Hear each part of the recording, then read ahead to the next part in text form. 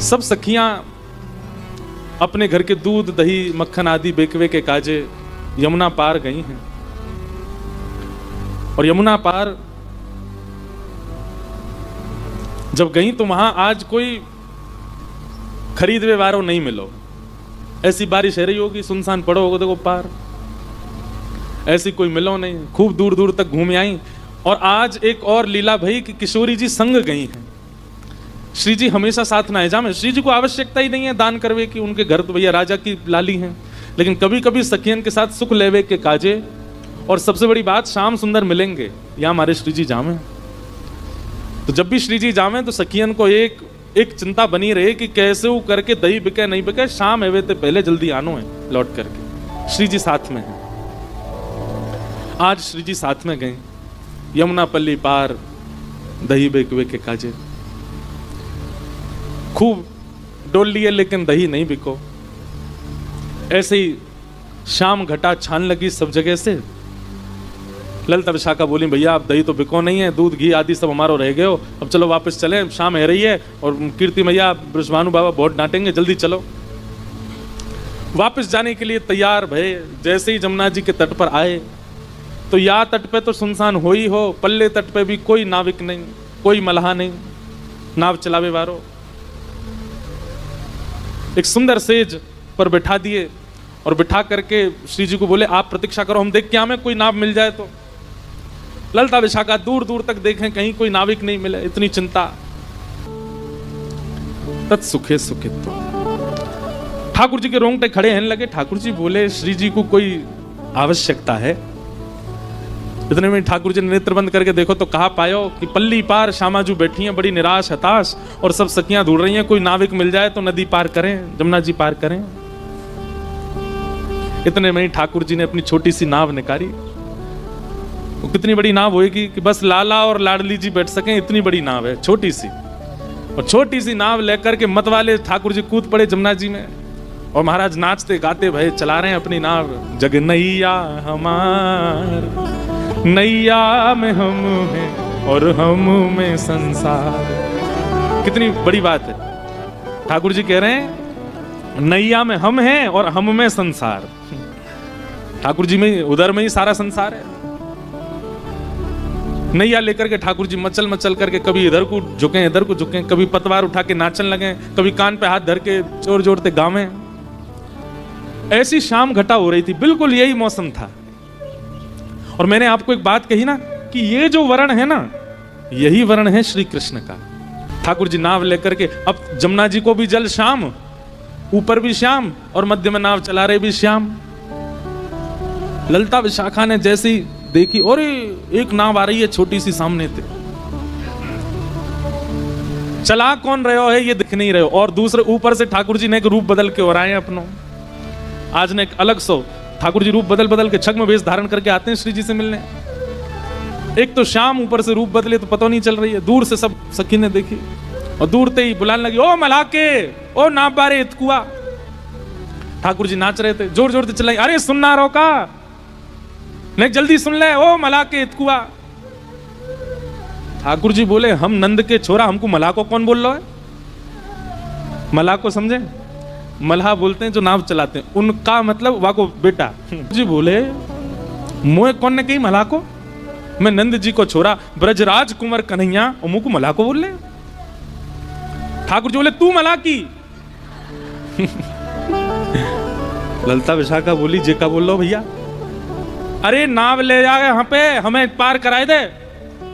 ठाकुर जी बोले पहले तो सम्मान से बात कर, हमते हम मल्हा के ना है, नंद जी के छोरा हैं, और जो नाव हमारे पिताजी ने हमारे काज बना के दी है, या मैं कोई यात्री ने पार करावे वारो मेरो काम नहीं है। जब मेरो मन होवे या मैं बैठ के अकेलो ही यमुना जी में भ्रमण करूं, बोल रही है ज्यादा। ठाकुर जी बोली, ललिता जी बोली अरे जी तो बुरो मान गो भैया। विशाखा बोली प्रेम से बात करो, देखो दूर दूर तक नाव नहीं मिल रही है एक भी, श्री जी को पार पहुंचानो, शाम है गई है, कीर्ति मैया डांटेंगी। ललिता जी प्रेम से, ओ मल्हा के इतकू आजा। प्रेम से बुला रही है। ठाकुर जी बोले यूं कह, ओ नंद के इतकुआ, तब आऊंगो। कई नंद के, ओ यशोदा के इतकू आजा। ठाकुर जी धीमे धीमे अपनी नाव लेकर के पहुंचे। क्या बात है, काई को बुलायो मैं बताओ।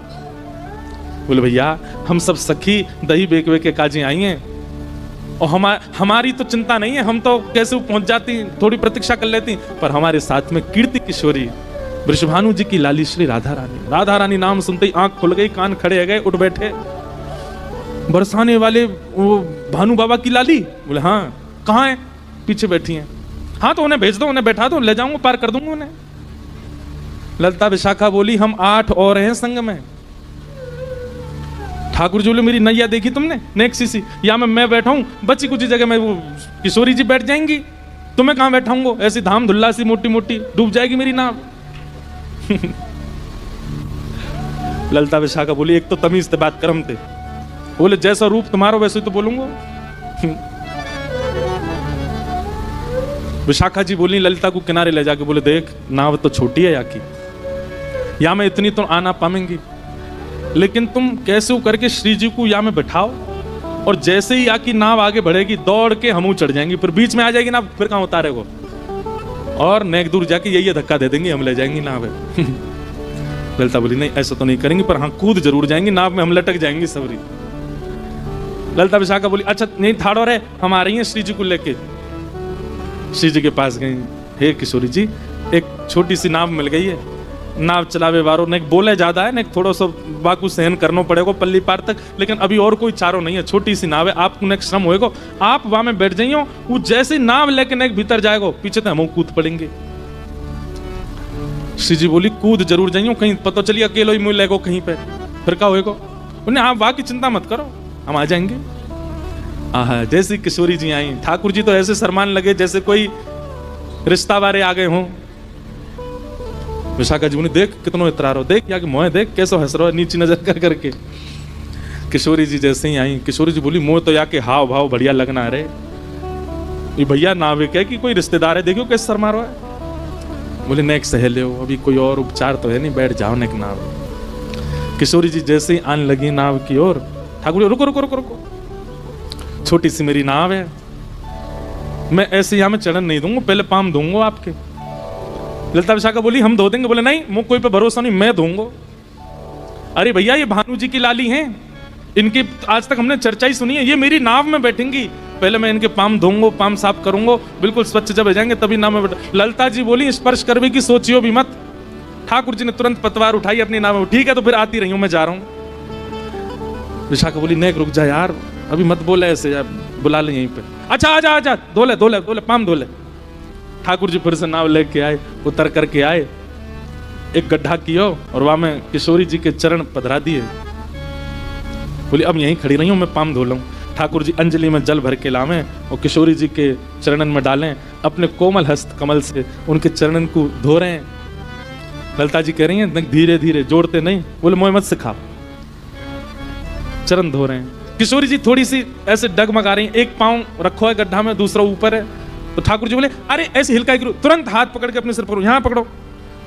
ललिता जी बोली ये तो ऐसी मनमानी कर रहे हो भैया अपने आप ही, या तो राम अवतार में केवट ने मनमानी करी, या कृष्णा अवतार में ठाकुर जी केवट से ही सीख के आए हैं, अपने भक्त से ही सीख करके आज श्री जी पे इंप्लीमेंट कर रहे हैं, अप्लाई कर रहे हैं। श्री जी सिर पकड़ के खड़ी हैं और ठाकुर जी चरण धो रहे हैं।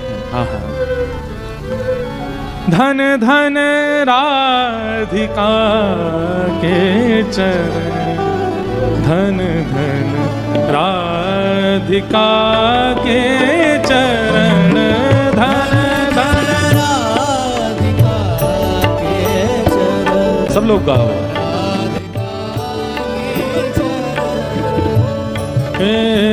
सुभग शीतलति कोमल, सुभग शीतल, सुभग शीतलति कोमल, कमल के सेवरण, धन धन कमल के सेवरण, धन धन राधिका के चरण,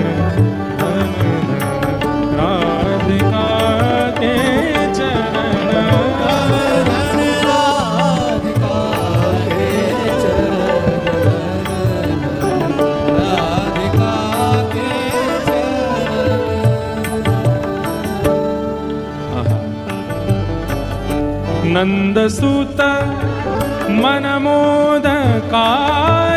नंदसुत मनमोदकारी नंदसुत